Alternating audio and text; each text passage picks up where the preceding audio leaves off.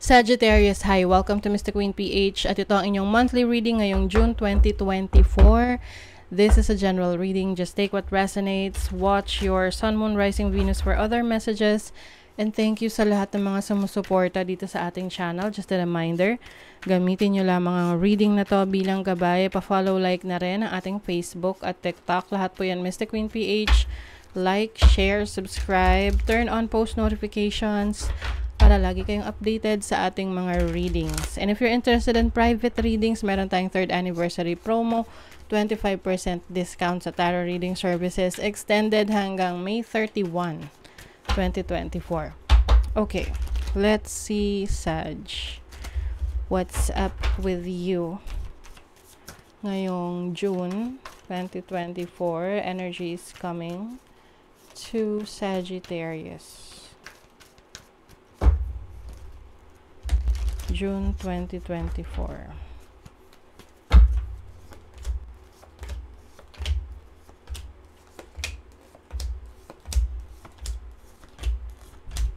Bottom of the deck, 3 of Pentacles. Wow.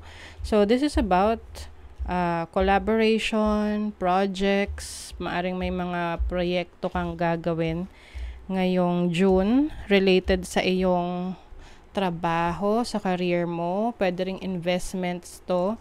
Pwede ring meron kang mga makakasama, makakausap, no, para matulungan ka, para mas maging successful ka sa iyong trabaho, sa business mo, sa investments mo. So this is also growth, no, pag-unlad ng iyong kaperahan, ng iyong negosyo, ng iyong trabaho. Some of you, meron kayong opportunity to share your knowledge, your skills sa ibang tao. Teaching, no? Mentorship, ganyan. Okay. Overall energy, speaking of growth, ayan. You are growing. There's also good luck para sa inyo. May adventure na pupuntahan, no? Pwedeng may paglalakbay. Ayan, no? You are anticipating, parang very excited ka sa mga experiences na pupuntahan mo. O mga iba magta-travel sa ibang lugar, can be for business or for your pleasure, no? Mga bakasyon. Parang namamangha ka rito eh. Namamangha ka sa mga nakikita mo. Kumbaga, alam mo yung tipong papunta ka sa isang island, tapos nakasakay ka sa bangka or sa barko, tapos natatanaw mo na yung maaabutan mo sa lugar na yon, and manghang-mangha ka kasi it's getting closer na sa'yo, no? Malapit na, andyan na, nakikita mo na. This is also about, pwedeng yung iba may opportunity kayo sa ibang bansa, no? Meron kayong inaayos na papeles. This is also about taking action dun sa mga goals mo, na hindi mo na lang siya iniisip na goals. You are already on it. Okay? You're doing it. So your challenge is the Ace of Wands. New beginnings. Siguro ngayong June, may mga pag-aalinlangan ka sa mga bagay na gusto mong gawin. Okay? Pwedeng pagdating sa career mo, sa mga sisimulan mong trabaho, business or career. Kasi pag-challenge, ibig sabihin lang yan is medyo may struggle, no? Pero kung talagang gusto mong gawin, ma-overcome mo yon. Okay? So, kaya nga tayo china-challenge is dun makikita kung gaano mo kagusto or kung gaano ka kagaling.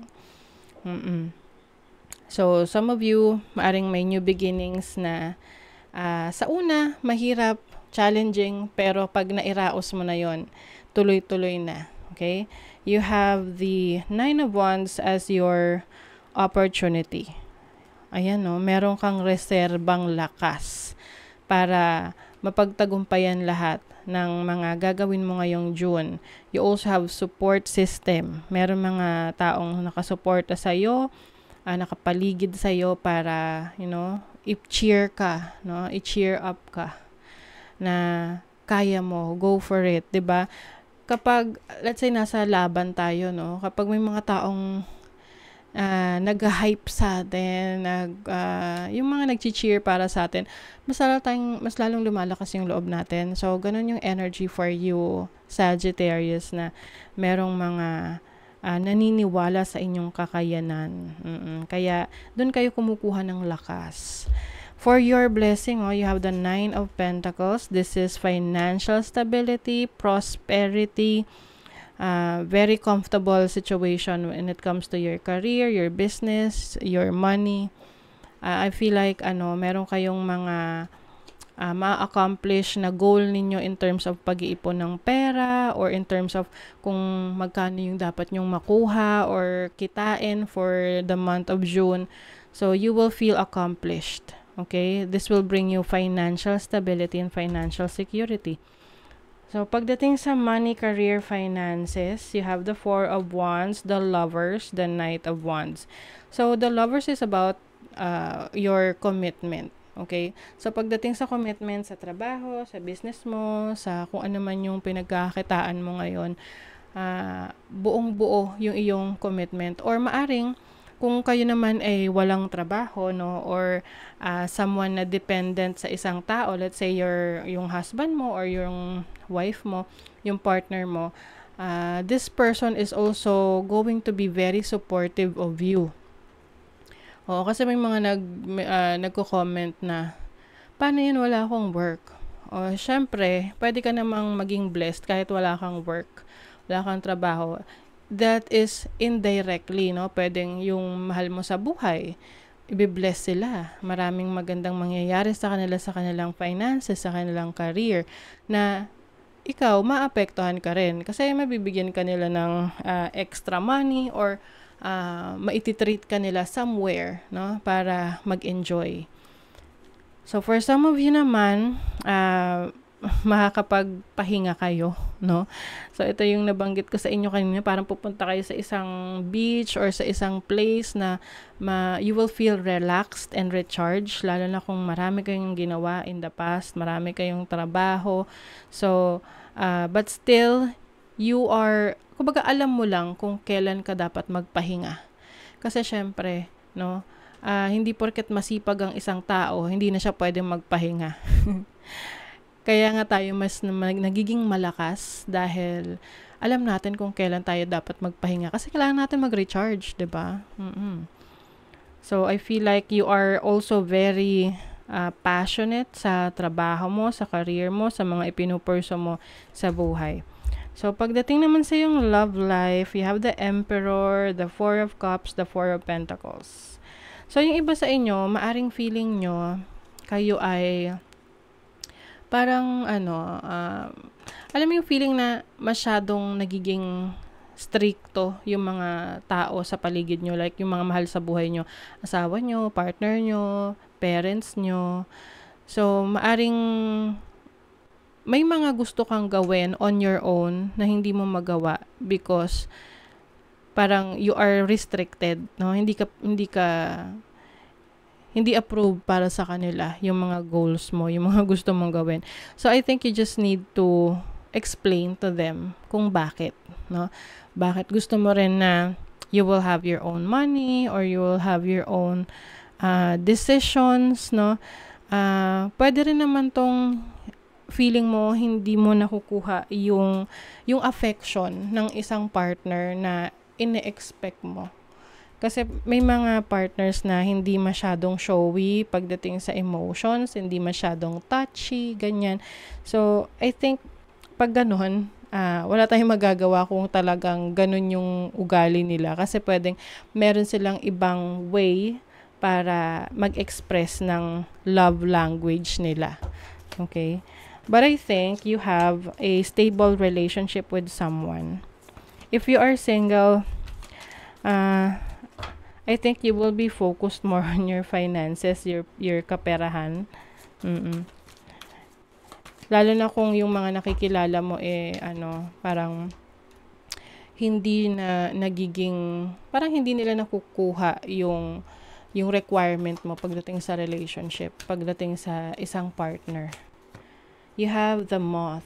Ang Moth is about intuition, your instinct. So, ngayong Ngayong June, mas malakas ang iyong psychic abilities. Alam mo what's the best for you. Alam mo kung ano yung dapat mong gawin. Ano yung hindi makakabuti. You have the Sea Star. So, Sea Star is about being simple but elegant. Alam mo yun, na parang ayaw mo ng mga complicated things sa buhay mo. Gusto mo lang is kung ano yung functional sa'yo, and at the same time, it looks good. You also have Lava. So, Lava is about courage, determination.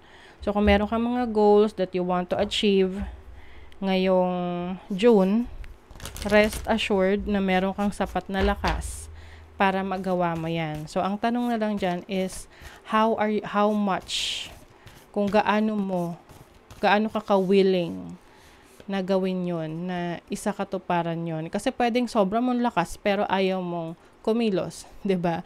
So, gamitin mo yung lakas mo na yan. Speak up.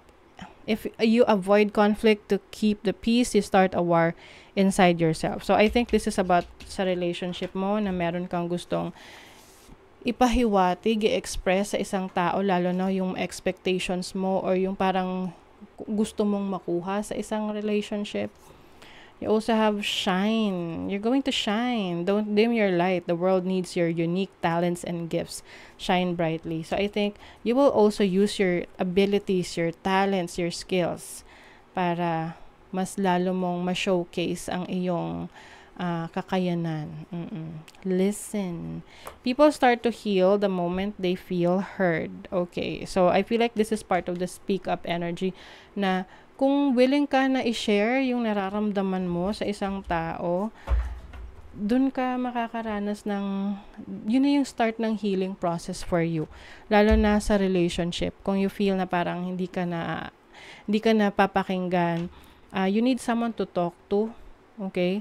Or to finally be open to your person. Kasi yung iba, parang nagdadalawang isip na makipag-usap ng masinsinan sa kanilang partner kasi iniiwasan nila yung conflict. Kaya lang nga, ang conflict na yun, magsisimula yan sa sarili mo na parang bigla na lang boom, sasabog kapag na-trigger. Okay? So, might as well, i-discuss mo na yan with your romantic partner kung ano yung kailangan yung pag-usapan. Okay? So, that is your reading, Sagittarius. Thank you so much. Bye!